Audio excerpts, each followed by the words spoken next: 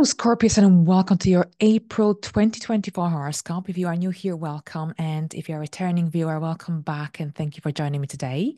So, here today, I'm going to discuss the main astrological events happening in April, and I'll tell you how they will influence your zodiac sign on a deeper level. This horoscope is most accurate for your rising sign.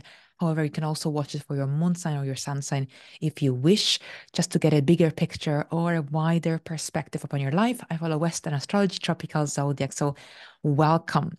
All right, so here we start the month with Mercury stationing retrograde in Aries at 27 degrees. The pre-shadow periods of this retrograde starts on the 19th of March at 15 degrees. And the retrograde itself ends on the 25th of April at 15 degrees. And the post-shadow period ends on the 13th of May at 27 degrees. I know it's a lot of days to remember, so don't worry, I will list it in the description box down below this video.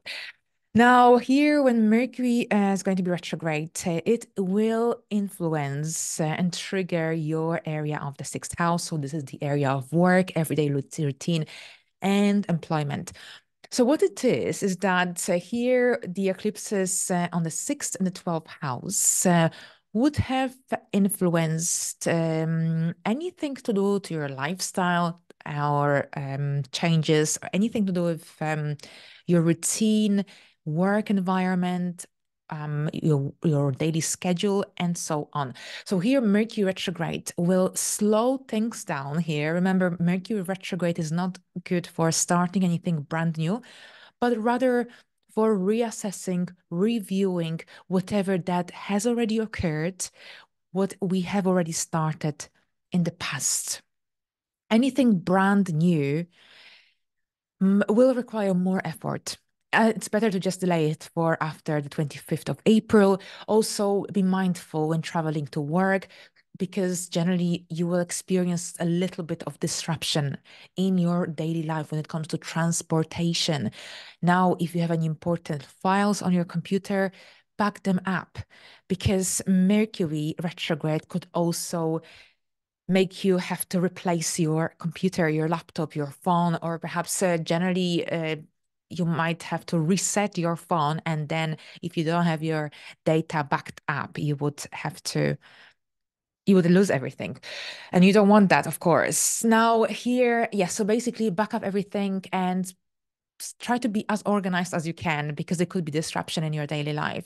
Or perhaps be mindful when making any bookings. Even make sure that you book it for the right day, because it's very easy to also make a little twist and book things for the wrong day, wrong dates, and check your inbox. So all these Mercurian things are really, really highlighted and emphasized during this time. Double check your work, and generally you might see yourself returning to some old projects, old work projects, things that perhaps you left, you didn't complete, you left unresolved, for example.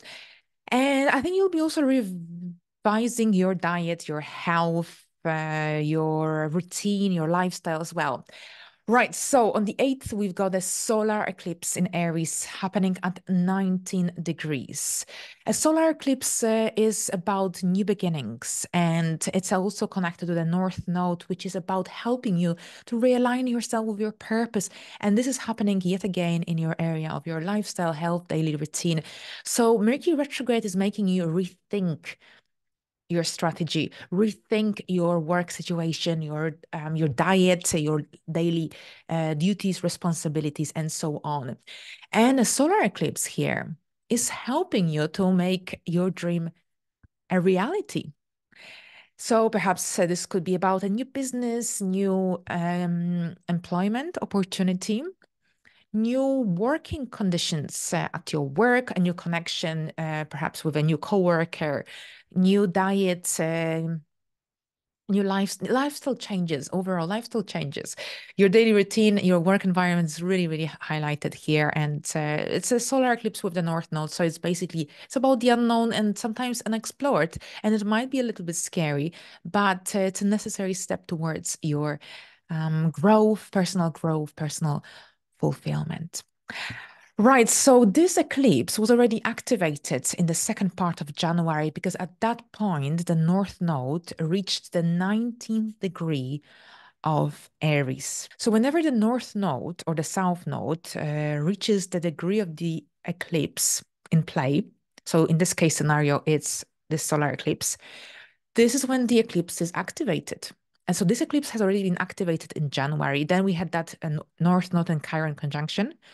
And now we've got an eclipse here. So clearly you have already experienced the energies of this eclipse. You have already worked with what this eclipse has to offer and bring for you as well. Now, at the same time, with Chiron involved, tightly conjunct this solar eclipse, this is when you might have to face some vulnerabilities or insecurities connected to personal growth, connected to your potential work achievements, or that need to reach a substantial objective or goal connected to your work or any project you're working on.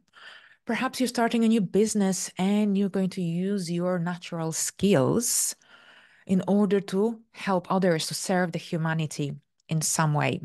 Whatever the scenario here, Chiron is closing this major cycle, 19-year cycle here, with the solar eclipse in Aries, connected to any vulnerabilities, any emotional wounds that stand in the way towards your growth, towards a positive transformation, because essentially this is the time of transformation and an opportunity for personal growth. Now, on the 20th, we've got a Jupiter and Uranus conjunction in Taurus at 21 degrees. So here, Taurus, this is your seventh house.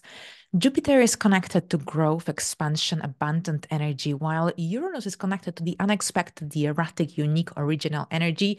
And Taurus, where this conjunction will take place, is connected to stable and practical energy. So it's an interesting combination that could bring some new and exciting opportunities in your personal relationships, in your partnerships, business partnerships as well. Perhaps there could be an opportunity for a collaboration or a partnership. Now, some energy here is stimulating growth through connections, through relationships, through partnerships, through collaborations with others. So this can be a really, really exciting time. But since Mercury is retrograde, you need to be grounded. You need to make sure that you're clear about what you're dealing with. If you're going to be getting involved in some new ideas, new projects, make sure that you reassess the situation, see the pros and cons as well, and make sure that you're clear about every single step that you want to take moving forward. Because as much as this can be a really, really exciting and fruitful time, it can also cloud your judgment, all the excitement, and also Mercury retrograde in place as well. So be mindful of your own needs, of your own desires, but also of boundaries, healthy boundaries around this time. Now on the 23rd, we've got a full moon eclipse in Scorpio in your first house. And this is happening at 4 degrees. Now, this full moon is connected to a solar eclipse we had back in 2022. We had a new moon solar eclipse in Scorpio, and this full moon, it connects to this cycle. So if you can remember what happened in your life during that time, it can really help you to navigate your life, the energies during this upcoming full moon in Scorpio in April, on April the 23rd. Now, this intense and powerful energy of a full moon in Scorpio can make you dive deep into your feelings, maybe some hidden emotions, desires that you may have been avoiding. Use this full moon to release any negative energy, any negative emotions that are holding you back. There's a lot of energy here during this full moon that is prompting you to let go of any behavioral patterns or habits that fulfilled its purpose, that lost its spark. I think you'll be reviewing, reassessing your past in order to make better decisions moving forward. There is an energy or an opportunity for healing, releasing of a negative and unhealthy energies, blockages as well. And generally, you can reinvent yourself in some way during this time. There is a very strong attention as well that you may put upon your physical appearance, upon your identity, upon your goals, desires, needs as well. Now, this full moon will square Pluto in Aquarius in your fourth house. So perhaps there is also a situation at your home that you will have to address around this time that will need your attention. This could be connected to some changes happening at your home that would directly impact your personal life. Perhaps you'll be making some important decisions connected to the situation that is occurring at your home and in family members. So generally with the squares are tense energies connected to that need to implement a little bit of effort, a little bit of energy in order to resolve the dilemma, the issue that emerges around this time. Now, for some Scorpios, this could mean that perhaps some personal goals and objectives will have to be moved a little bit to a different date in the near future because there is something else at your home, a situation connected to your home family members that will need to be addressed around this time. Now, we'll discuss this further closer to the date. Now, on the 25th, we've got Mercury stationing direct in Aries at 15 degrees when a planet stations direct from a retrograde motion. This is like a forward momentum. This is when we regain our strength as here, our mental clarity with Mercury being involved.